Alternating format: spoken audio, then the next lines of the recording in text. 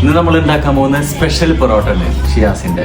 Okay, ഇനി ഇത് കണ്ടിട്ട് ഞങ്ങൾ ഇങ്ങനെ തന്നെ ഉണ്ടാക്കുക സ്പെഷ്യൽ പൊറോട്ട എന്ന് പറയാൻ നിൽക്കുന്നത്. ഓക്കെ, ഇങ്ങനെ കാട്ടണം അല്ലേ? ഓക്കെ, പുരി. നിങ്ങൾ പല പൊറോട്ടക്കാരെയും കണ്ടിട്ടുണ്ടാവും, പക്ഷെ ഇതൊരു പ്രൊഫഷണൽ പൊറോട്ടക്കാരനാണ്. ആ മൈദടലൊക്കെ കണ്ടു കഴിഞ്ഞാൽ തന്നെ അറിയാം. എന്നിട്ടൊരു കോഴി അങ്ങോട്ട് കുഴിക്കണം. എന്തെന്ന് വെച്ചിട്ടുണ്ടെങ്കിൽ പ്രൊഫഷണലിൻ്റെ ഭാഗമാണ് അതൊക്കെ. മനസ്സിലായ? കുറച്ച് പഞ്ചസാര ഇടാം, പിന്നെ കുറച്ച് ഉപ്പിടുക, അത് കഴിഞ്ഞിട്ട് കുറച്ച് സോഡാപ്പൊടി.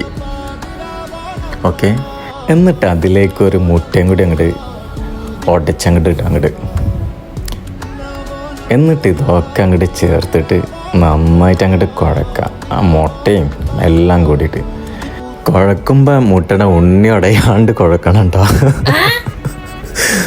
കുഴപ്പമില്ല, എന്തായാലും പൊറോട്ട ഉണ്ടാക്കണ്ടേ, ഉടക്കന്നെ അങ്ങോട്ട്. പിന്നെ ഈ പ്രൊഫഷണൽ പൊറോട്ട ഉണ്ടാക്കാൻ ഞാൻ പഠിച്ച ഇൻസ്റ്റിറ്റ്യൂട്ട് എവിടെയാണെന്ന് അറിയോ? അതെൻ്റെ ഒരു മാമാടെ മോനാണ് കേട്ടോ. അവൻ്റെ പേര് ഇക്ബാൽ എന്നാണ്. അവനക്കൊരു ഹോട്ടലുണ്ടായിരുന്നു പഞ്ഞമ്പള്ളി. എൻ്റെ ചെറുപ്പത്തിൽ ഞാൻ എന്ത് ചെയ്യുന്നറിയോ?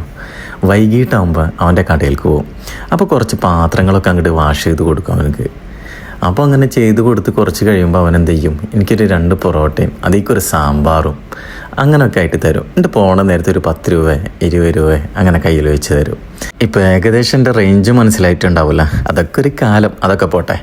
ഇനി നമുക്ക് എന്ത് ചെയ്യാം, മൈദ എന്ത് ചെയ്യാം, 1 മണിക്കൂറോളം വെയിറ്റ് ചെയ്ത് നിൽക്കണം കേട്ടോ. അങ്ങനെ 1 മണിക്കൂർ കഴിഞ്ഞിട്ട് നമ്മളെ പരിപാടിയിലേക്ക് വീണ്ടും കിടക്കുകയാണ്. എന്നിട്ട് എന്ത് ചെയ്യുക, അതെ ഇതുപോലെ അങ്ങോട്ട് മുറിക്കുക. ഇതുപോലെയാണ് മുറിക്കുക. ബോളിടണ കാണുമ്പോൾ എനിക്ക് തന്നെ കൊതിയാവും. എന്താ പിടുത്തൊക്കെ, പിടിക്കാൻ പിന്നെ ഉഷാറാണ്, അതുകൊണ്ട് പിന്നെ അങ്ങനെ ബോളൊക്കെ ഇട്ട് അങ്ങോട്ട് വെച്ച് സുന്ദര കുട്ടപ്പനാക്കി മെഴുക്കൊക്കെ തേച്ച് അങ്ങോട്ട് വെച്ച് അങ്ങോട്ട്. അത് കഴിഞ്ഞാൽ പിന്നെ അടിയാണ്. അടിയെന്ന് വെച്ചാൽ വെറും അടിയൊന്നല്ല, കണ്ടോക്ക് വേറെ അടി. ഉമ്പമ്പമ്പമ്പോ എന്തൊരടിയാണ്. ഇതുപോലെ അടിച്ച് പരിചയമുള്ളവരാണെങ്കിൽ ഇതിൽ കയറിയിട്ട് ഇനി മെയ്യാൻ നിൽക്കണ്ട. ഇതിൻ്റെ അപ്പുറത്ത് അടിക്കൽ അടിച്ചിട്ടുണ്ടെന്ന് അറിയണ്ട. എന്തായാലും നമ്മ അടിക്കണ പോലെ അടിക്കാൻ പറ്റില്ല. ഓക്കെ, ഇതൊക്കെ എന്ത് നിസ്സാരം എന്നൊരു അഹംഭാവൻ്റെ മുഖത്തുണ്ടോ എന്നൊരു സംശയമുണ്ട്.